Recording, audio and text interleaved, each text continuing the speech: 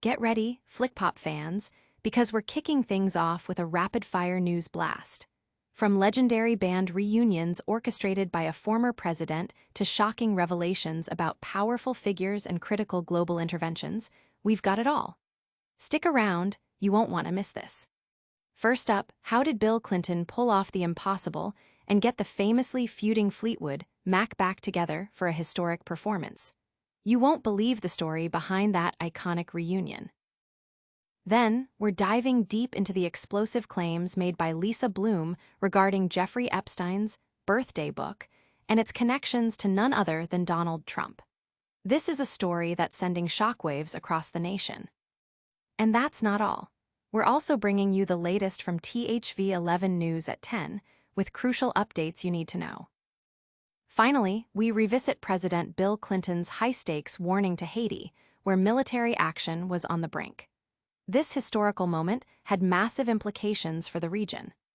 Don't go anywhere, and make sure you're subscribed and have that notification bell on so you never miss a beat.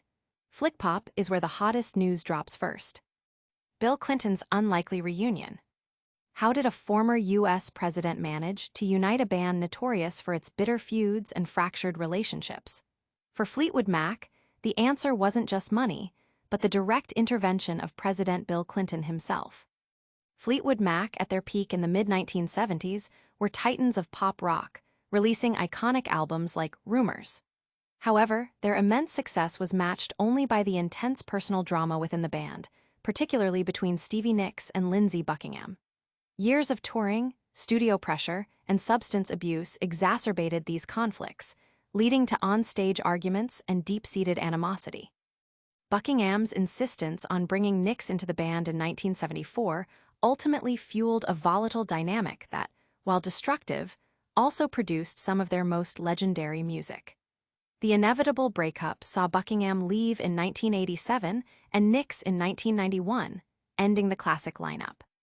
Despite the years of acrimony, calls for a reunion persisted. It turns out that the key to bridging these divides wasn't just a massive payday, but a presidential request. During his 1992 campaign, Bill Clinton adopted Fleetwood Mac's 1977 hit Don't Stop, written by Christine McVie, as his anthem. While McVie originally penned the song about her divorce, Clinton reframed it as a message of hope and forward momentum. This powerful association continued through his presidency, even taking on a new, more complex meaning after the Monica Lewinsky scandal. Ultimately, Clinton's use of the song led to a one-off performance by the classic lineup at his 1993 inauguration, a seemingly miraculous feat that brought Nicks and Buckingham together just years after their departures. The public reaction to this reunion, even for a single event, was immense, highlighting the enduring legacy and cultural impact of Fleetwood Mac and the unique influence of a presidential endorsement. And that astonishing musical reconciliation is just the beginning of our news. Get ready, because next we're uncovering explosive allegations tied to Jeffrey Epstein's birthday book and a surprising link to Donald Trump.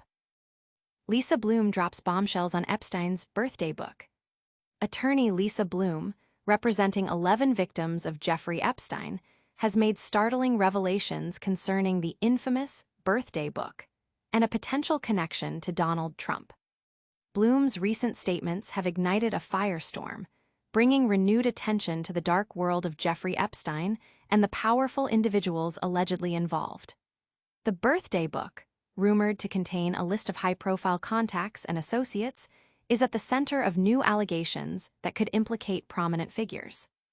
While details remain scarce, Bloom's assertion that rot runs very deep suggests a far-reaching network of complicity and abuse that extends into the highest echelons of society.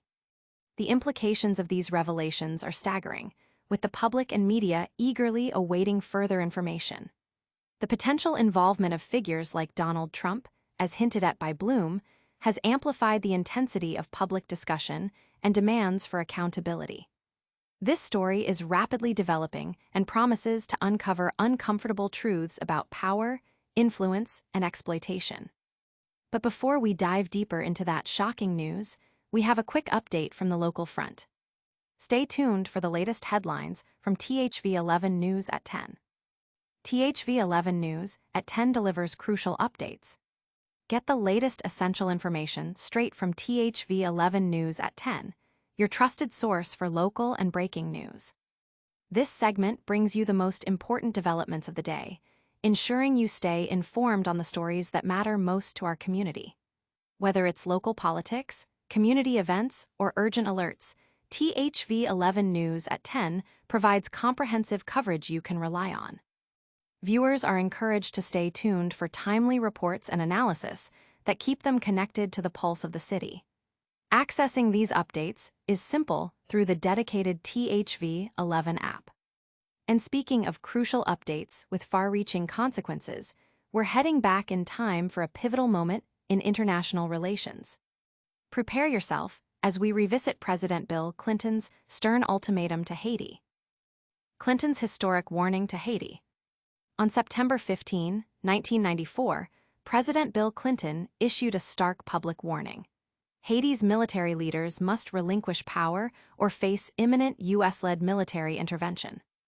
This dramatic address from the White House followed years of failed diplomatic efforts and international sanctions aimed at restoring President Jean-Bertrand Aristide, who had been ousted in a 1991 coup. Clinton declared that diplomacy had run its course and that the United States was prepared to use force to reinstate Aristide, citing the need to defend democracy and halt the repression that had caused thousands to flee Haiti by sea. The ultimatum proved effective.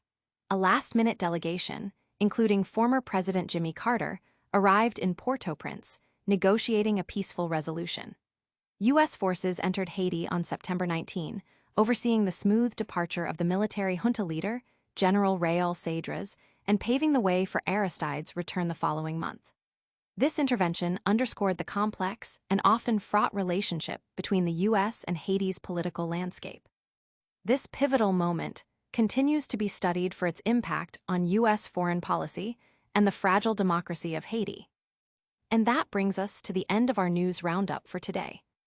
But don't go anywhere yet, because we've got a lightning round recap and a massive call to action coming up. And that's a wrap on today's top stories. We heard how Bill Clinton orchestrated an incredible reunion for Fleetwood Mac, uncovered explosive allegations from Lisa Bloom concerning Jeffrey Epstein's birthday book, and Donald Trump, got the latest updates from THV 11 News at 10, and revisited President Bill Clinton's critical warning to Haiti. If you found this update valuable, hit that like button and let us know your thoughts in the comments below. Make sure you subscribe to FlickPop and ring that notification bell so you never miss out on the hottest news. And for even more exclusive content, follow us on all our social media channels. FlickPop, stay informed, stay entertained.